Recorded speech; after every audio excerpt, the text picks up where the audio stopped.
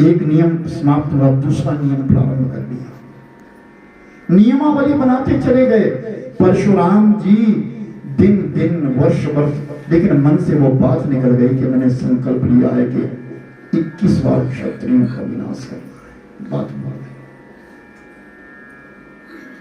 साधना में इतने तत्पर हो गए। हजारों वर्ष बीत गए और एक दिन भगवान शिव का चिंतन करते करते, ध्यान करते करते सामने दर्शन हुआ। चले आओ दर्शन। और परशुराम आज कैलाश पर्वत पर चले गए। सामने गणेश खड़े। गणेश ने कहा आगे मत आओ। गणेश का और परशुराम का युद्ध हुआ। पहले फिर वाक युद्ध हुआ, मुझे जाने दे बालक, मुझे जाने दे। लेकिन गणेश नहीं मानते हैं, तो परशुराम ने एक अपना मुक्का जोर से उठाया और वाम करके मारा और गणेश जी का दांत टूट गया।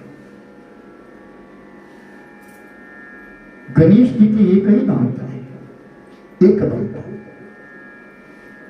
गणेश का दांत टूट गया, लहू लुहान हो गया, रक्त रक्त बह गया।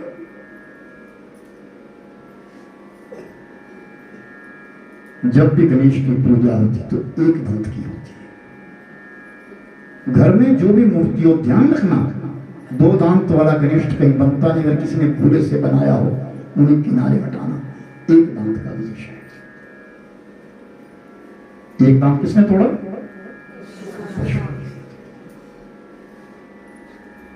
और गणेश जी किनारे हो गए। परशुराम का, आज परशुराम ने अपना बल दिखाया, गणेश का दांत टूट गया। लेकिन जैसे वो दांत धरती पर गिरा, सारे रक्त रक्त रक्त मिल गया और पार्वती मैया तुरंत आ गई, विलाप करने लगी, रुदन करने लगी। सामने भगवान शिव खड़े हो गए, लेकिन शिव भगवान ने परशुराम को कंठ लगा दिया।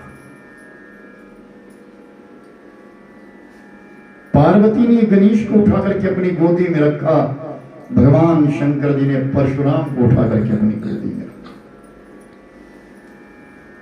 अब पार्वती मैया कहती, इसने मेरे पुत्र का दांत तोड़ा है, मैं इसके लिए दंड दूंगी। भगवान शिव कहते, गिरिजा, यही तो तुम्हारा असली पुत्र है।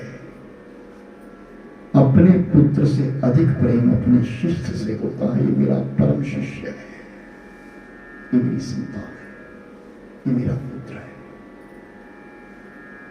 बहुत सारे देवता गण इकट्ठे हो गए, कोलाहल मच गया, लेकिन अंत में निर्णय लिया गया कि नहीं, परशुराम जो है वो जामदग्नि जो है, ये भगवान शिव का परम शिष्य है। पार्वती मैया मान गई और गणेश और परशुराम की संधि करवाई, मित्रता करवा दी और परशुराम कैलाश में रहे। कैलाश में रह करके फिर साधना करने लगे। किसके लिए? क्या लेना था? अस्त्र शस्त्र लेने थे, विद्याएं ग्रहण करनी है। भगवान शंकर जी के पास अपना पिनाक है, त्रिशूल है, परसा है। भगवान शंकर जी ने सबसे पहले अपना फरसा उठाया और अर्पित किया परशुराम के लिए। पिनाक दिया, नाना प्रकार के शस्त्र दिए। उन सब शस्त्रों को ग्रहण करके परशुराम लौट करके जब उस नर्मदा नदी के किनारे ऋषि जमदग्नि के आश्रम में पहुंचे, जहां पिता बैठे हैं, माता रेणुका बैठी है, चरणों में नमन किया, प्रणाम किया। सब ऋषि मुनियों ने स्वागत किया।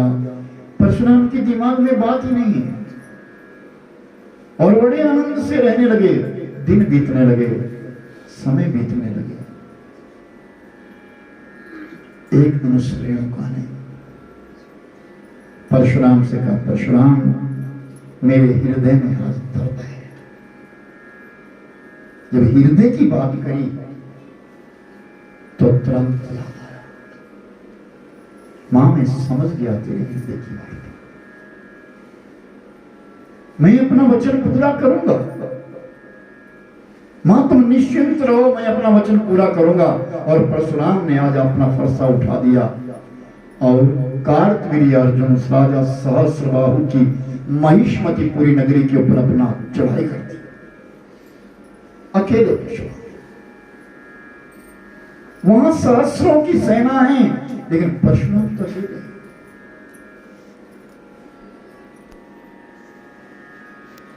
जमदग्नि ऋषि का आश्रम, जहां सिंह, मृग, गौएं, सर्प, बिलाव, चूहे सब भय छोड़ करके प्रसन्न चित्त रहते हैं, दूर दूर तक रमण करते हैं।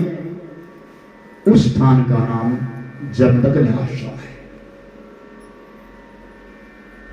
उस आश्रम में सबको मालूम हो गया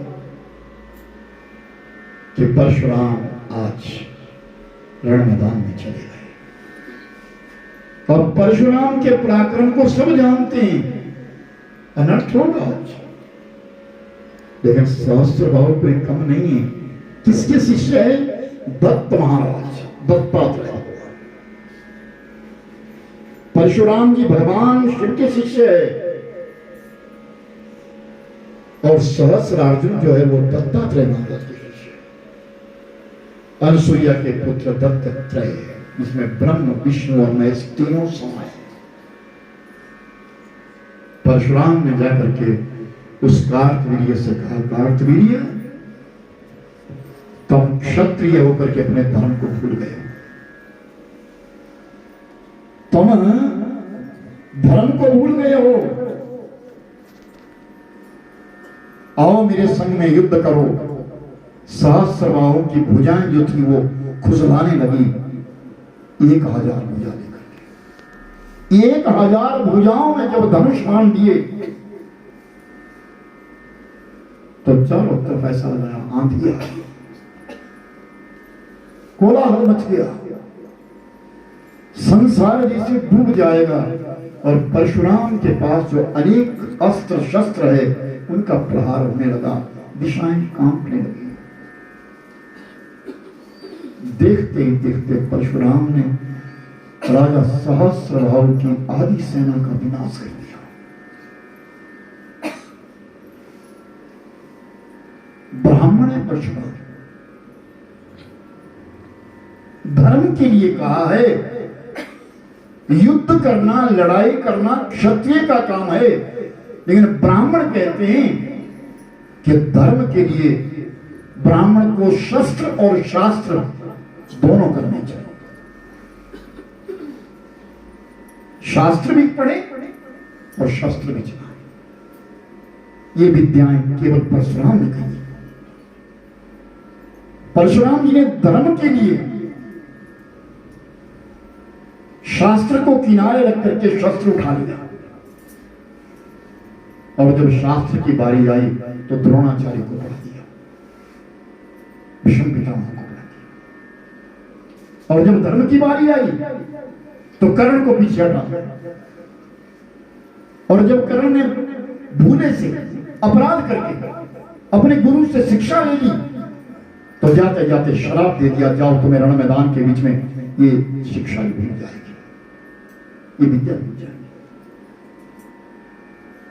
तो परशुराम की महिमा मैंने अपने व्हाट्सएप ग्रुप के ऊपर एक बार लॉकडाउन के बीच में, क्योंकि मैंने पूरे